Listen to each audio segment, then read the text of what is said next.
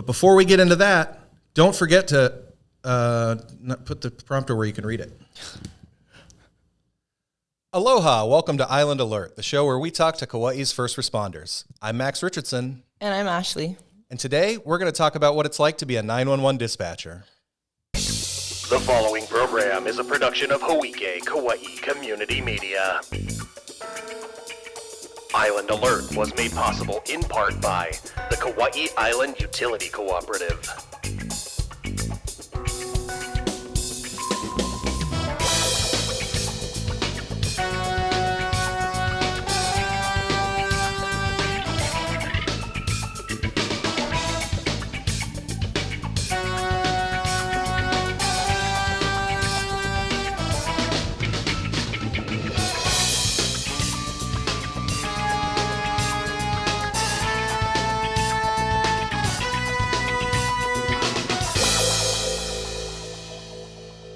But before we get into that, don't forget to take a moment to subscribe to us on YouTube or on your podcast app of choice. Stay informed, stay connected, and stay up to date with hyperlocal stories produced right here on Kauai.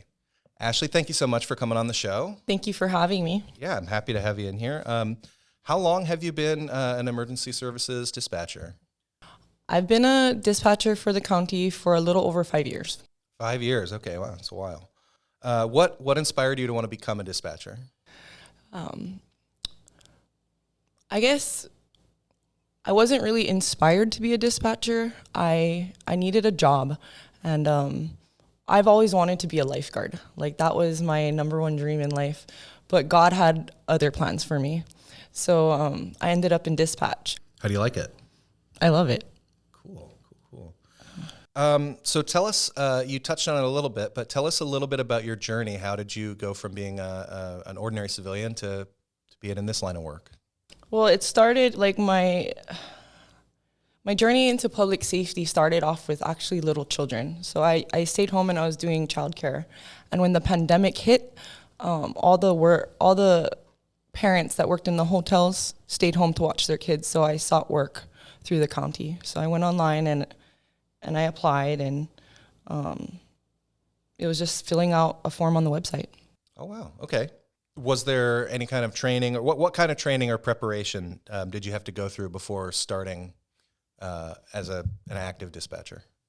As an active dispatcher, you go through a pretty intense 4 months of multiple trainings so you can be familiar with like the computer systems, geography, people in the department, other agencies. So there's a lot of training that goes in the first 4 months before you are off training and on probation.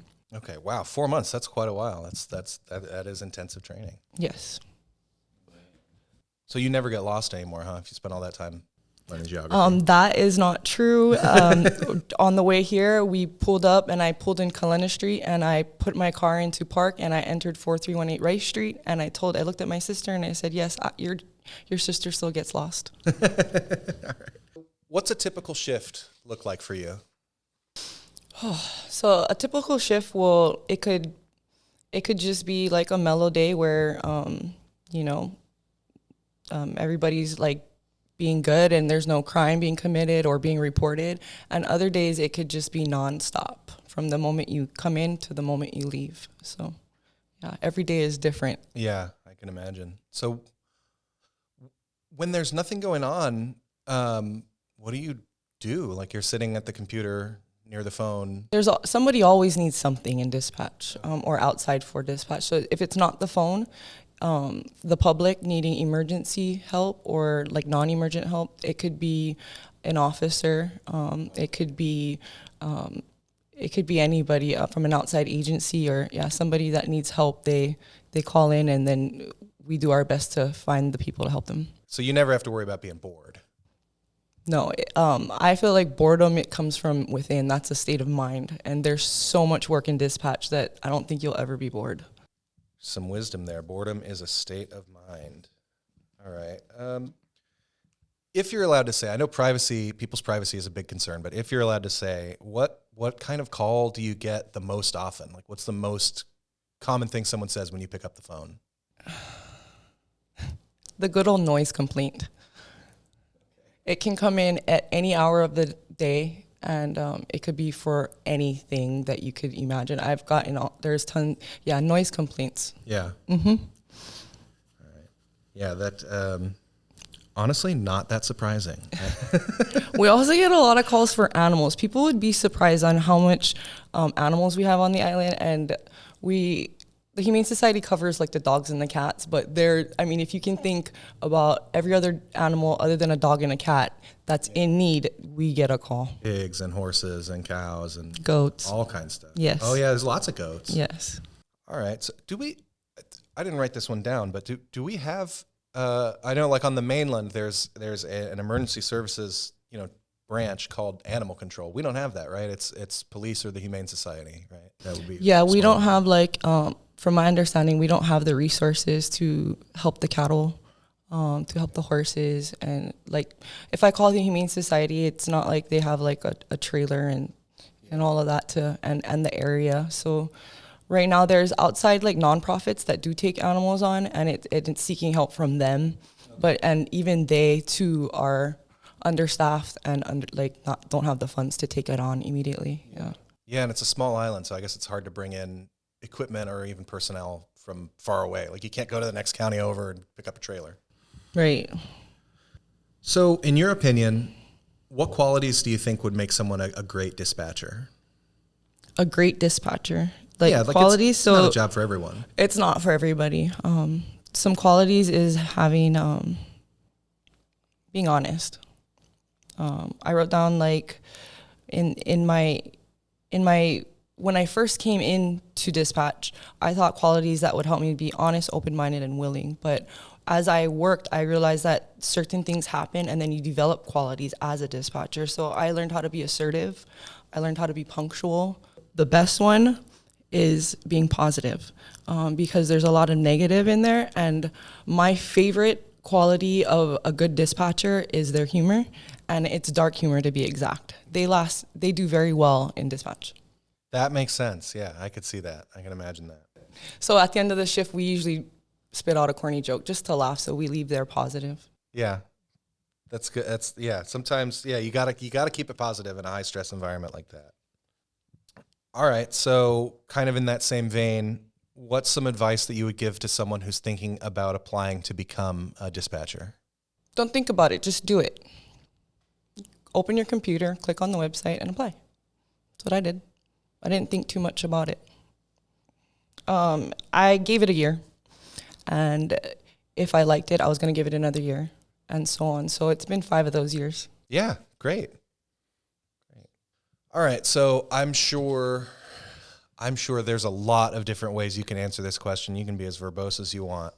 What is something that most people don't realize about dispatch work that you wish they did realize? Emergency services dispatchers are considered secretaries. So we're clerical workers, and we're classified in that union. And a lot of people don't know that. I've talked to a lot of secretaries and receptionists. I have yet to meet one that gives out CPR instructions over the phone or Narcan instructions or anything like that. So a lot of people don't know that we are in a class that we do not belong anymore. At one point we did belong there, but now we belong in our own, where we are compensated fairly. So a lot of people in the public don't know that dispatchers are considered clerical workers and not first responders at this time. Seems kind of like a miscategorization to me. Yeah. Can you share with us what's some of the most important info that you're going to need to get from a caller in an emergency? When a call comes through, the most important thing is the location, because I can't send help unless I know where it is. I can deal with everything else in the middle of getting there, but for the most part, the most important part is the location. It all depends on the type of call. If it's a domestic call, it's who's involved. Are there children present? And where's the weapons? Where's the other party? Is they separated? Is there somebody else, there? Can you lock yourself in a room? It's just getting people safe until the police arrive. And then for medicals, it would be like the call comes in, I'm getting the location, how old they are, and what is the main thing wrong with them. And I'm immediately sending help within 2 minutes. Everybody's getting help within 2 minutes if it's an emergency. Okay. All right. Great. Yeah, that makes sense. You can't send them help if you don't know where to send the help. Right. So on a medical call, you're getting patient like demographic info, right? Age and complaint and stuff like that. How much do you have like a database where you can like plug in that info and it gives you instructions, or do you like how much medical knowledge do you just have? I don't have much medical knowledge other than the ones that I acquired through listening and to the public, to the other medics. But for the most part, I just get what's wrong with them. And there is computer aided systems there where I can click on, because sometimes when it's loud or there's something happening where you can't get somebody's attention over the phone, I tend to use the system to use words that'll help them understand me. Like, I try to get their name, because getting their name makes it more personable. And then when they're crazy and I say their name, they focus on what I'm saying. Yeah, that's smart. You're a pretty good TV host. That's a good segue into the next question. How do you stay calm and focused when the person on the other end of the line is freaking out? They're in panic and distress. I remind myself that whatever's happening is happening to somebody else and not me, and I need to stay calm in order to help them. So I'm not saying that like I do this perfectly, but I keep a mindset that it's not happening to me, it's happening to somebody and they need the help. And I try to focus on breathing, because if they're breathing like a lot, I try to tell it work. Sometimes this works and sometimes it doesn't. It'll either calm them down or piss them off, but take a deep breath. Yeah. Some people are like, what do you mean take a deep breath? And then others are like, okay, I'm breathing. Okay. And then I can work with this person. But when they're just all over, I can't work with them. Right. Yeah. And they're screaming and stuff and you can't understand what they're saying. But like, I know for me, when someone else is freaking out, my subconscious mind wants to also freak out, even though I might not even be in any trouble. But I just like see someone else screaming. I'm like, oh my God, something's wrong. So, all right. So walk us through what happens from the moment your phone rings to the moment you hang up. I can give you like the series of events that happen, but I can't clearly like just give you an exact call. But so the phone will ring. I guess the best way to actually is come in, sit next to the dispatch, put a headset on, and you'll see all the multitasking that is done. But it's a lot. It's almost too much to explain in just one sitting. Am I allowed to do that? Yes, if you want to come in to dispatch, you just make contact with the police department, the communications section, and they'll set up a date and time, and you can come in, and you're more than welcome to sit down. I'm sure they would not let me bring a camera. Oh, I can bring a camera. Okay, yeah. Well, let's set that up. That sounds great. So, but to tide folks over until we get a chance to do that, can you just like so the phone will ring, basic checklist, and we'll go, Kauaʻi Police, how can I help you? Like, my da, da, da, da, da. And then, okay, where do you live? And then they give you your address, your name, and I don't want to, why do I have to give you my name? And then you just skip that, anonymous or whatever, and then you get the complaint, and it's like, I left my stuff at my friend's house and he's not giving it back. And then I'm like, we classify it as a civil, and then it's dispatched, like it's handed over to another person that dispatches it over the air. So someone takes the call, someone dispatches it over the police radio. Yeah. And then for the medicals, there's a whole nother system that's used, because you have to understand where these fire stations are, where these medics are stationed, and who's in charge of where and who's in charge of where when they're not there. Because our island is small, and sometimes it does get busy, especially in the summer.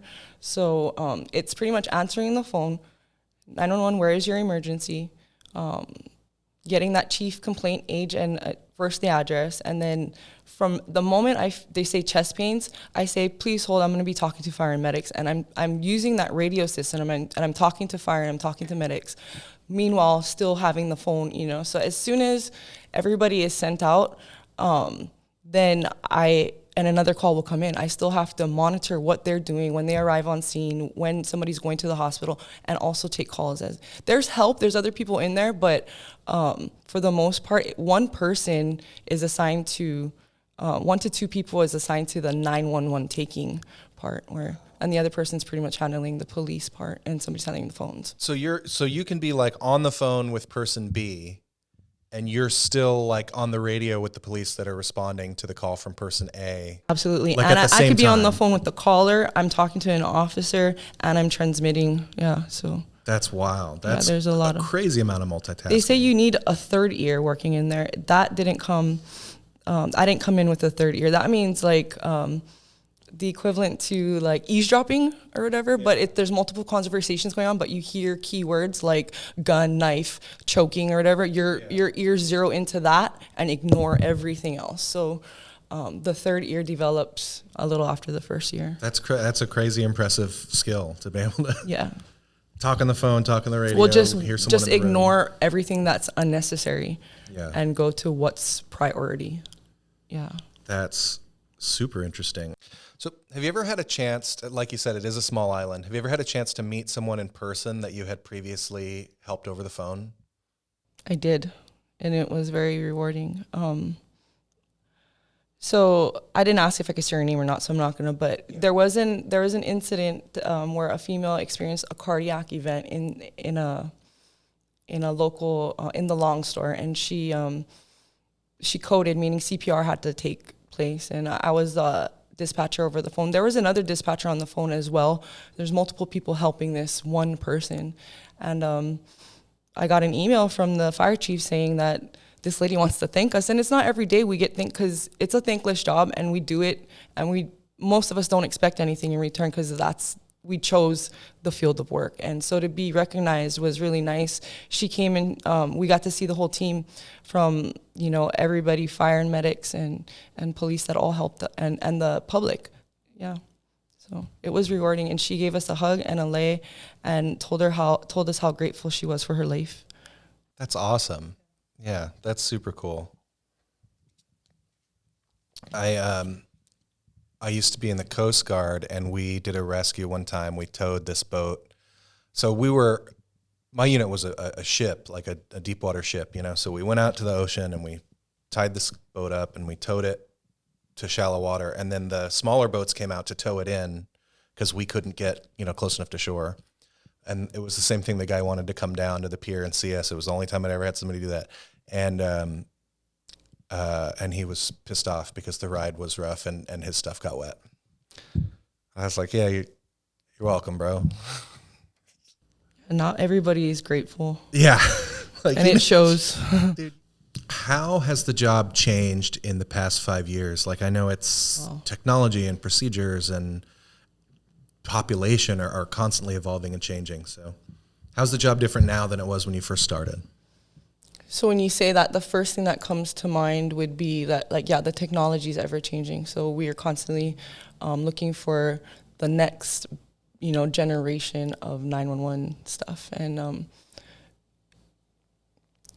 the research has shown, and the education, that it's ever changing, and it's never going to stop changing. And it's just our job to keep up with it. For the medical part, when I first started, there was no training and education on Narcan administering, and now we have 3 different Narcans, and in order to pass the training, we have to read on how to administer it. And I just got a call the other night, and I had a parent dealing with a child that is struggling with drugs, and he's asking me, well, what is it, the white or the purple side? And I'm looking at it, and I'm like, yeah, you stick the white part in the nose, and you press the purple one, and it goes in. But a lot has changed, because when I first started, fentanyl wasn't this big thing, and then it became a big problem, and then it seems to have subsided. But as a result, we have to keep up with how to save lives. So in order to do that, we have to complete the trainings that they require. And so every year it does change or 2. Education. So you're never done learning? Every day I learn something new. And there's so many learning experiences in there that there's no way that you could ever know everything. Yeah. So a lot of a lot of your job is dealing with the unexpected, right? Like you said, some days you might get 0 calls, some days you might get constant calls. But sometimes we do kind of know a little bit ahead of time, like if a hurricane's heading this way or something like that. So how do you guys prepare for like major incidents like that? Something that you kind of can prepare for, like a KEMA type scenario.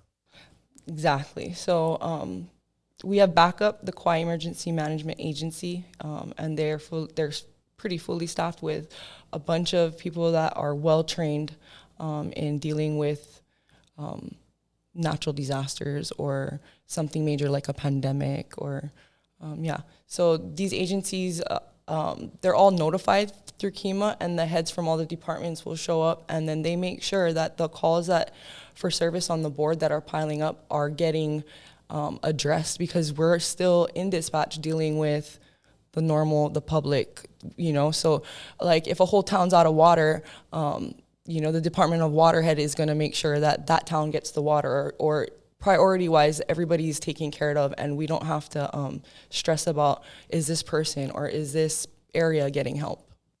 Okay. And what about like maybe smaller scale stuff, but stuff where you're going to get a lot of calls? Like first thing that comes to mind for me, let's say 4th of July, right? Yes, I knew you were going to react. This year is my first year off, so as far as like working at night, but so when 4th of July and New Year's Eve come around, we just get a little extra help in the dispatch, because again, you have everything that's normally going on top of all the loud noise and all the upset people because their dogs are scared and stuff. And I'm sure fires happen more Fires often. do happen. People get burned. Some people blow themselves up. There's a lot of things that can go wrong when people are partying, and including fireworks. Which, I hate to sound like a wet blanket, is why certain fireworks are illegal. All right. So we talked about all the things. Well, I'm sure we didn't talk about anywhere near all the things, but we have talked about things that make this job difficult. What is it that keeps you coming back to this job every single day? Some days I ask myself, like, why? Like, I'm like, because it is a crazy job, but I found that I feel like I'm in the right place. I feel like my how do I explain it? I keep coming back because I feel like that's where I belong. I feel like that is the perfect place for me to be of service to our community, and I'm really good at it. Well, good.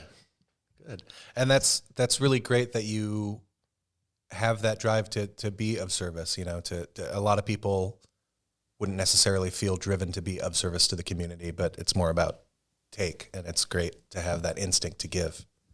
And it's great that you're good at it too. So is there anything that I didn't ask you about, or that you didn't get a chance to talk about, that you wanted to mention, that you were hoping to get to talk about today? No, I think we covered a lot. I mean, if they have any questions, they're more than welcome, to come on and check it out. I think you have to go through HR, like the public has to go through HR for all that stuff. But I feel like if you come in and give them a glimpse, then we won't have to keep sending them over there. Yeah, I would love to do that. And in the meantime, if folks have questions, don't call 911 if you have questions. Don't call 911 on questions on how to be a dispatcher, please. Call the number that I'm going to put on the bottom of the screen here, or if you're listening to the audio version of this, it'll be in the show notes. Well, that's our show. Ashley, thank you so much for coming in. I appreciate it. Thanks for having me. Tune in next time, where we'll talk to another of Kauaʻi's professional heroes. Until then, stay safe out there. Aloha.